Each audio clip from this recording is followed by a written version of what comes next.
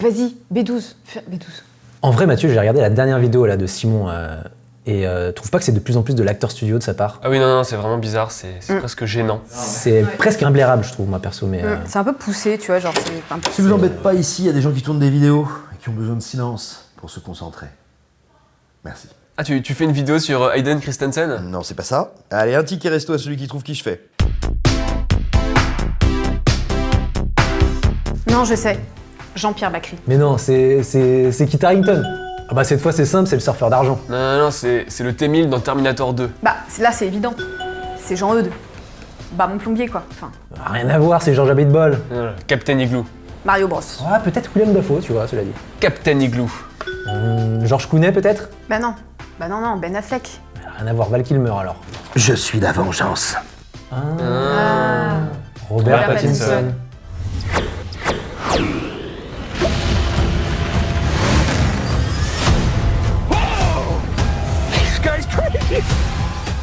Bonjour à tous, c'est Simon et je suis avec vous aujourd'hui pour vous parler de Batman et de Robert Pattinson. Pattinson, c'est un acteur qui nous a passionnés ces dernières années, dont les évolutions, les expérimentations nous ont souvent surpris et surpris en bien.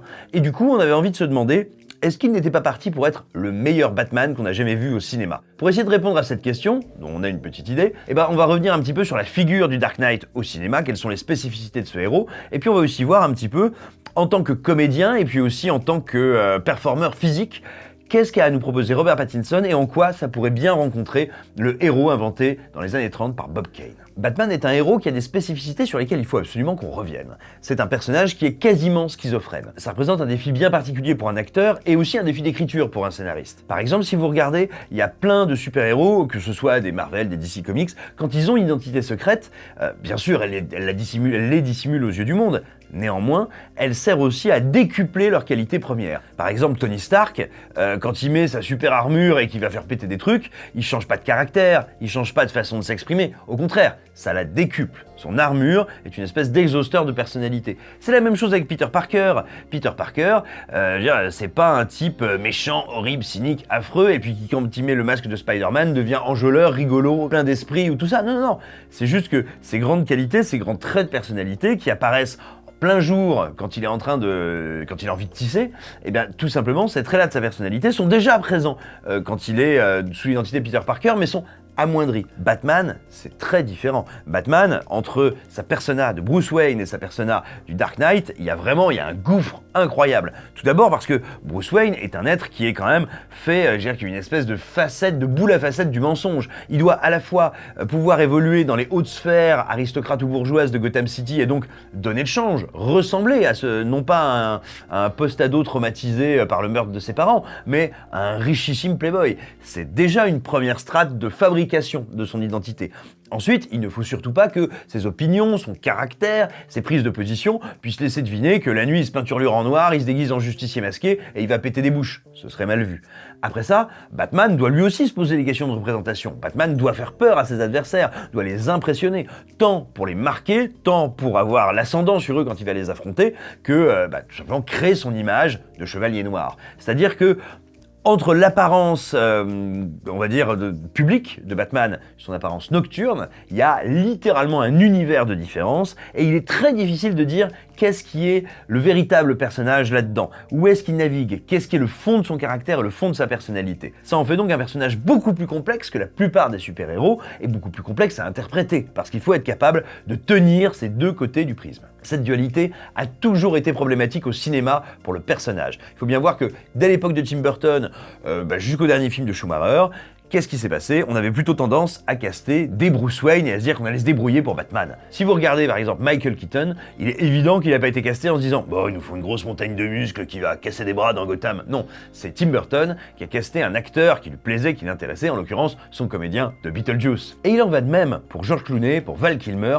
qui ont été de toute évidence, parce qu'ils étaient des stars montantes ou des stars aspirantes quand ils ont rejoint la grande franchise Batman, ils ont été castés pour toutes les séquences où on verrait leur visage en entier et où on espérait qu'il pouvait ramener du public dans les salles. Mais très manifestement, il n'y a pas grand monde qui est allé beaucoup plus loin sur leur rapport au personnage de Batman que de se dire « Bon, est-ce que ce menton-là, il va bien rentrer dans le masque en caoutchouc ? Ok, d'accord !» Et la preuve d'ailleurs, c'est qu'on les sent beaucoup plus à l'aise quand ils sont en smoking en train de parler avec d'autres personnages que quand ils se retrouvent devant la caméra de Michael Schumacher avec leur costume à tétons intégrés.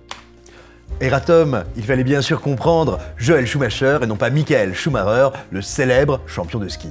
Merci. Toutes nos excuses, nouvel Eratom, il ne fallait bien sûr pas entendre champion de ski, car tout le monde sait bien que Michael Schumacher est champion de course de voiture. Excusez-nous.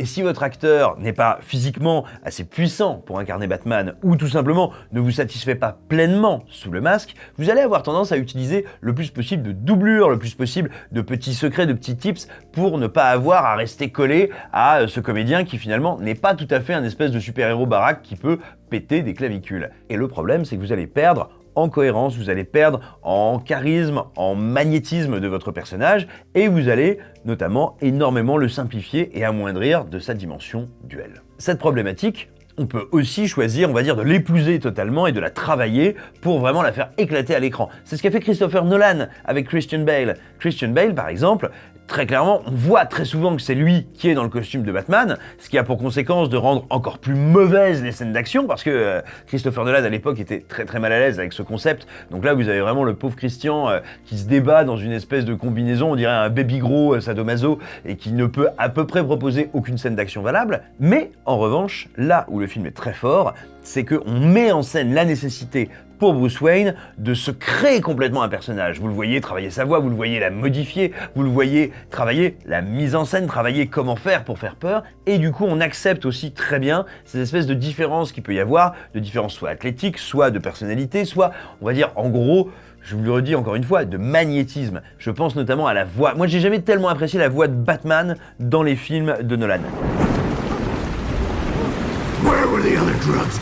Néanmoins, le fait qu'il ait une voix à ce point-là différenciée, je trouve ça très intéressant. Et vraiment, on peut dire que voilà, Christopher Nolan a été à mon sens quand même très malin au final dans sa trilogie, en essayant de marquer le plus possible l'énorme séparation qu'il y a entre Batman et Bruce Wayne, ce qui nous permet aussi de comprendre et d'expliquer pourquoi ni l'un ni l'autre ne parviennent tout à fait à leur but. Pourquoi Batman est finalement toujours celui qui génère ses propres ennemis et qui génère le chaos qu'il essaye de combattre, et pourquoi Bruce Wayne ne peut ni trouver la paix, ni trouver l'amour, parce qu'il est lui aussi rongé par un espèce de démon, par une espèce de passion noire si éloignée de lui, si éloignée de sa personnalité publique, que bien évidemment il ne peut arriver à aucun accomplissement. En revanche, il y a un cinéaste qui s'est vraiment posé la question de créer une ligne claire continue entre Batman et Bruce Wayne, et c'est bien Zack Snyder quand il a choisi Ben Affleck et aussi le design général du Dark Knight. Ben Affleck, c'est pas un perdreau de l'année, il approche de la cinquantaine, quelqu'un qui a bu comme un trou normand, donc même s'il s'est mis dans une forme olympique pour jouer Batman, et bah du coup, le design de son Batman, le design du super-héros, est à l'avenant.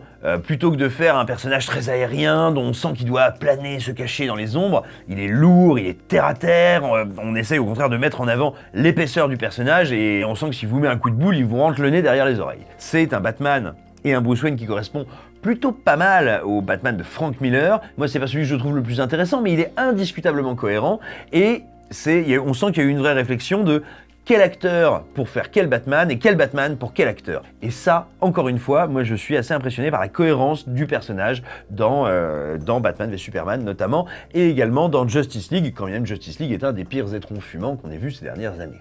Un héros aux multiples facettes, changeant, dont le physique est une question déterminante, mais également la psychologie. C'est précisément cette équation qui me semble faire de Pattinson un choix idéal, et avant que vous montiez sur vos grands chevaux et que vous disiez « Ah, c'est l'acteur de Twilight, quelle horreur !» Je vous rappelle que jusqu'à aujourd'hui, absolument tous les comédiens qui ont été choisis pour interpréter Batman ont déclenché de terribles polémiques, ont fait hurler, et bien avant les réseaux sociaux. L'embauche de Michael Keaton avait mis les fans hors d'eux. Et bah écoutez, il faut savoir que les mêmes fans, 30 ans plus tard, ont dit genre « Ah, c'est génial, il va y avoir un film dans lequel revient Michael Keaton, qu'est-ce qu'on est content !» Et il en va ainsi d'à peu près toutes les incarnations de Batman. Batfleck a été descendu en flammes sur les internets quand Ben Affleck a été choisi. Bref, hurler sur Robert Pattinson, vous n'êtes jamais que le symptôme de sa future réussite. Ce qui est passionnant chez Pattinson, c'est à quel point c'est un acteur de composition accompli. Si on regarde ses rôles depuis Twilight, alors je vais pas remonter à ses premières apparitions au théâtre et ses premières apparitions dans Harry Potter, il n'avait pas, on va dire, suffisamment de matière pour nous proposer grand-chose, mais si on regarde à partir de Twilight, il y a un premier indice intéressant, c'est qu'il aime les personnages duals, les personnages qui sont composés de contrastes très très forts. Commençons par le rôle qu'il a rendu célèbre, celui d'Edward Cullen dans Twilight. Je ne vais pas revenir sur les qualités de la série, non pas parce qu'elles sont absentes, mais parce que ça n'est pas mon sujet. Revenons plutôt sur le fait que Edward, c'est à la fois un vampire qui a quand même un peu de kilomètres au compteur, et qui, du coup, bon bah voilà, a l'habitude de boire du sang, mais en même temps est fou amoureux de Bella. Ça le met devant, tout simplement un dilemme terrible, c'est que simultanément, il a envie de l'aimer, il a envie de l'épouser, il a envie de vivre avec elle, il a envie de vivre pleinement son amour, mais il a aussi envie de lui bouffer les tripes et de lui sucer l'hémoglobine, parce que c'est le plus rigolo quand on est un vampire. Ce bon vieux Robert Pattinson arrive à faire exister ça à l'écran avec un talent qui est indiscutable, et c'est d'ailleurs sans doute une des raisons du succès immédiat de Twilight. C'est sa qualité d'interprétation, et aussi celle de Kirsten Stewart,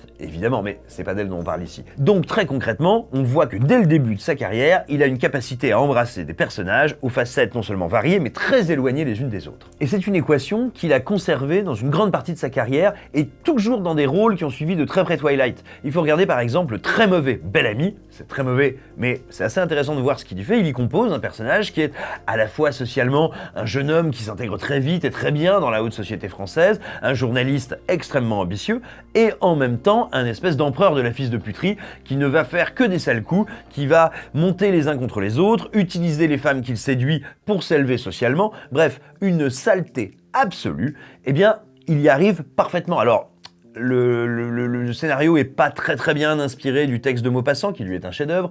La mise en scène est d'une platitude qui est un bel hommage au Limande. Néanmoins, encore une fois, Pattinson y est excellent. Autre performance de Robert Pattinson qui peut nous donner à sentir quelque chose de Bruce Wayne, parce que Bruce Wayne est un personnage très ombrageux potentiellement, c'est le Cosmopolis de David Cronenberg qui marquait la première collaboration entre les deux artistes. L'anti-héros qu'il interprète dans cette adaptation du roman de Don DeLillo, c'est à la fois un playboy extrêmement beau, extrêmement séduisant, très soucieux de son apparence et qui veut renvoyer au monde une espèce d'image d'Épinal de la richesse et de la réussite américaine, et en même temps un salaud fou furieux complètement pervers qui observe la chute infinie du monde depuis sa limousine où il enchaîne les rendez-vous avec son proctologue, parce que tout ça est quand même très rigolo. Donc à nouveau une idée de contraste, de métamorphose, de changement, de bizarrerie, et encore une fois je vais revenir à l'idée de la dualité qu'on retrouve dans un film que vous avez été très peu nombreux à voir, qui est pourtant un des meilleurs films où on trouve Pattinson, qui est un film qui s'appelle Life. Dans ce film de 2015, réalisé par Anton Corbijn, ce bon Robert Pattinson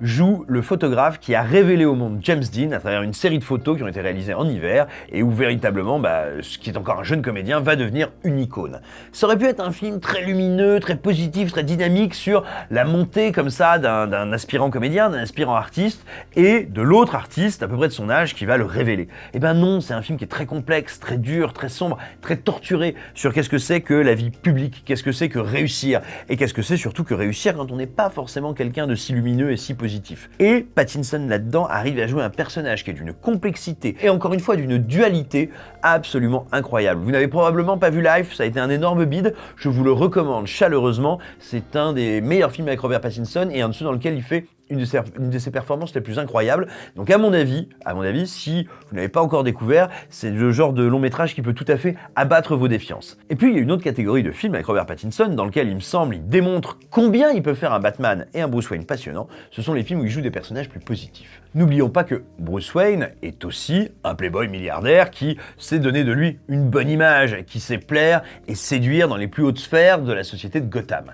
Eh bien, par conséquent, il faut donc qu'on jette un petit œil à ce que Robert Pattinson a pu faire quand il devait jouer soit des personnages positifs, soit des personnages un peu rayonnants, et là aussi, il a été assez impressionnant. Que ce soit au début de sa carrière, avec du mélo pas très intéressant et assez superficiel, comme Remember Me, que ce soit dans du drame romantique, où il est là vraiment pour ramener le public féminin et séduire littéralement le public dans De l'eau pour les éléphants, ou plus intéressant, et à mon sens beaucoup plus fort, comme récemment dans Tenet. On l'a rarement vu, je dirais, paradoxalement aussi léger et superficiel, mais aussi charismatique. Parce qu'il joue un personnage qui, jusqu'à la conclusion, qui va altérer un petit peu ça, qui est quand même en gros un espèce de James Bond, sidekick, marrant, rigolo, mais pas un grand personnage torturé à la Nolan, pas un type avec 15 000 étages de subtilité, non, vraiment un gars qui, littéralement, dans une des premières scènes du film, arrive et dit « Ok les gars, qu'est-ce qu'on va faire, bim bam boum ?» Et véritablement, moi je le trouve très impressionnant parce que c'est pas du tout facile de rendre ce type de protagoniste excitant, amusants. Ils peuvent faire passer le temps, ils ont souvent une fonction très mécanique dans l'intrigue. Regardez typiquement un Joseph Gordon-Levitt dans Inception, qui est aussi un peu un personnage comme ça, qui voudrait être cool, nous expliquer 2-3 bricoles et servir un peu d'accélérateur à l'action. C'est quand même un personnage dont on n'a rien à battre, qui n'a aucune utilité et dont il est marqué « Bonjour, je suis un pion » du début à la fin du film. Là, vous regardez le personnage de Pattinson, son phrasé est séduisant, la manière dont il parle est excitante, on y reviendra un petit peu après, la manière dont il bouge aussi dynamise énormément les scènes, et bref, quand vous voyez cette espèce de personnage, encore une fois, de séduisant séducteur qui arrive à nous emporter dans le film, alors que le film se tape quand même des dialogues de série Z scientistes complètement tirés par les cheveux. Une technologie qui inverse l'entropie d'un objet. Tu parles de chronologie inversée, comme la théorie de Feynman et Wheeler voulant qu'un positron soit un électron en remontant le temps? Ouais, je parle exactement de ça. Et pour le coup, moi ça me fait dire que véritablement, ça peut être un foutu Bruce Wayne. Et enfin, pour terminer sur la partie, on va dire, composition un peu psychologique, je suis frappé par la capacité de Pattinson à créer des êtres en souffrance qui ne sombrent pas dans le pathos et à le faire exister, notamment par de petits détails vocaux. Il faut voir son travail sur les accents, qui est passionnant. Que ce soit dans Le Roi ou que ce soit dans Le Diable tout le temps, qui sont tous les deux disponibles sur Netflix, il s'amuse à jouer avec son phrasé, avec le rythme de ses phrases, bref, avec de la pure technique vocale pour traduire les failles, les vulnérabilités, les béances de ses personnages. C'est un truc qui est pas évident à faire et qui est d'autant moins évident qu'il arrive à manier ça avec une forme de surjeu, de cabotinage qui, étrangement, n'enlève pas de subtilité à ses personnages. I have come to describe for you your end days. Whenever he gives me the chance. And today, he's blessed me with another opportunity. I believe in God, and I know Henry believes in God, and there's no harm Henry wants to see me come to. And I believe in that. C'est un truc très rare, c'est un truc qui est complexe à faire, et je trouve qu'il l'accomplit avec beaucoup de grâce. Et encore une fois, quelle que soit la manière dont Matt Reeves le dirigera dans The Batman, je pense véritablement qu'il a toutes les capacités pour nous faire une vraie proposition à ce niveau-là. Parlons maintenant de physicalité, de corps et de performance musculaire, on va dire. Déjà, moi j'aimerais revenir sur une polémique ou plutôt un grief qui est souvent envoyé via les réseaux sociaux à Pattinson, qui concernerait, on va dire, sa stature. En gros, on lit beaucoup de « Eh, bien trop maigrichon pour faire Batman! Ah là là, il n'aura jamais la carrure nécessaire !» Bon alors déjà, rappelons qu'à la base, Batman, ça n'est pas un musclore dopé à la créatine qui est capable de vous décapsuler le cerveau avec ses paupières. Non, le sous-titre des aventures de Batman depuis 1939 et son invention par Bob Kane, c'est le plus grand détective de tous les temps. Donc on va se calmer tout de suite, c'est quelqu'un qui a certes une excellente condition physique, néanmoins, la force brute et la violence ne sont pas parmi ses qualités premières, c'est d'ailleurs pour ça que ce bon vieux milliardaire a autant de gadgets. Ensuite, je vous rappelle qu'on parle de cinéma. Or, en la matière, le cinéma, il y a un truc qui est magique qui s'appelle la mise en scène. Si vous avez été capable de croire que John Rhys Davies, qui joue à la fois Salah dans Indiana Jones et Gimli dans Le Seigneur des Anneaux, n'était pas la même personne, et vous voyez, ça s'appelle le cinéma, la mise en scène, les effets spéciaux, quel angle on va choisir, quel objectif on va choisir, comment est-ce qu'on construit les décors, comment on les éclaire, comment on filme et ensuite comment on monte. Et d'ailleurs, Matt Reeves en a déjà fait la preuve dans le premier trailer, dans la bande-annonce qui a été présentée lors du DC Fandom il y a quelques mois, où on voit au cours d'un long plan fixe, d'un long plan continu, sans coupe, comment ce bon vieux Pattinson ou ce Battinson dérouille un homme de main, et Dieu sait qu'il le dérouille.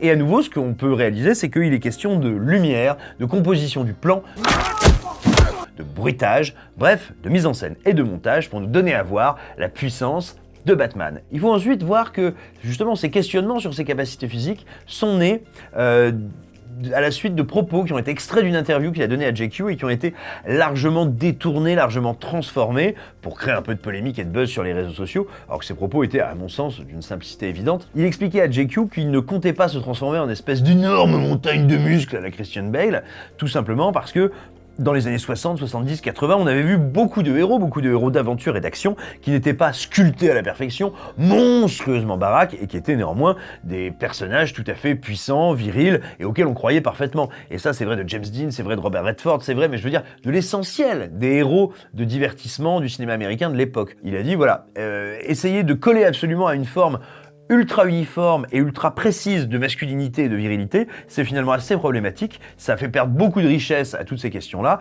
et donc il ne comptait pas, tout simplement, prêter le flanc à tout ça. Et je trouve plutôt rassurant que Pattinson ait trouvé, avec Warner et avec Matt Reeves, un terrain d'entente pour ne pas faire de Batman, je veux dire, un énième condensé de protéines. Je pense que le personnage vaut mieux que ça, et je pense qu'il peut être extrêmement impressionnant sans avoir des deltoïdes de la taille du Delaware. Et qu'on ne vienne pas dire que Robert Pattinson n'est pas un acteur physique. Il suffit de regarder la manière dont il travaille, encore une fois, son corps dans ses différents rôles. Et là, pour moi, il y a un exemple maître, c'est le personnage qu'il joue dans The Rover de David Michôd. The Rover, c'est un film de science-fiction australien dans lequel il joue ce qu'on peut appeler un débile léger qui est embarqué par un mec dans une quête de vengeance.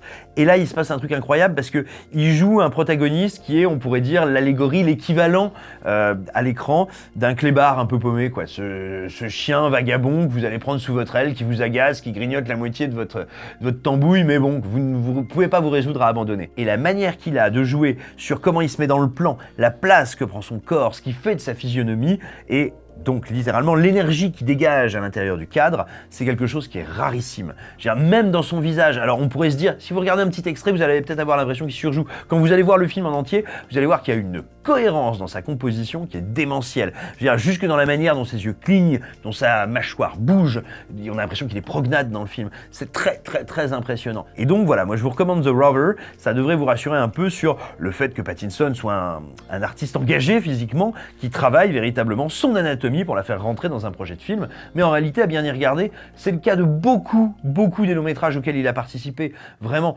j'évoquais tout à l'heure brièvement The King, le roi, qui est dispo sur Netflix, mais là aussi, c'est une évidence. C'est très clair que pour interpréter un espèce de dauphin français, nasillard pervers complètement taré, il joue énormément sur sa posture, sur le tempo auquel ses bras, et même, encore une fois, sa voix vont évoluer. Il est absolument invraisemblable d'imaginer que pour préparer un rôle comme Batman, un rôle qui est capable de réunir à la fois les amateurs de cinéma d'auteur, mais en même temps le public, très grand public, tel qu'il l'a connu à l'époque de Twilight, il est inimaginable que le type se dise genre « Ouais, non, pour celui-là, je vais rien faire de spécial, je pense pour préparer le rôle, je vais me torcher avec des comics. » Rassurez-vous, le type joue énormément, il joue une grande partie de sa carrière sur ce tournage et sur ce film. Évidemment, c'est un enjeu formidable pour lui, et je pense véritablement qu'il a toutes les qualités pour nous proposer et un Bruce Wayne et un Batman qui soit assez exceptionnel. Et puis bon, je vous rappelle que ce bon vieux Bruce Wayne, c'est quand même un fils de bourgeois dépressif qui a rien de mieux à faire que se mettre en danger la nuit. Excusez-moi, mais regardez une photo de Robert Pattinson et dites-moi que c'est pas un fils de bourgeois dépressif qui a rien de mieux à faire que de se mettre en danger la nuit. En tout cas, vous l'aurez compris, moi je crois que c'est vraiment l'acteur idéal pour jouer ce rôle, et j'espère que cette espèce de tentative de démonstration vous aura intéressé. C'est la première vidéo de ce type qu'on fait, on va essayer d'en créer plusieurs maintenant, qui seront des mélanges de petits portraits, mais aussi de réflexions sur le parcours et le type de rôle que jouent certains comédiens et certaines comédiennes. J'espère que ça vous a plu, j'espère que ça vous a donné envie d'en voir d'autres. En tout cas, vous pouvez vous abonner, vous pouvez taper la cloche, vous pouvez nous laisser des commentaires, vous pouvez faire absolument tout ce que vous voulez, tant que c'est positif à notre endroit, parce que je vous rappelle que si jamais vous insultez nos mamans, moi je m'occupe de la vôtre. Gros bisous et à très bientôt. Stop.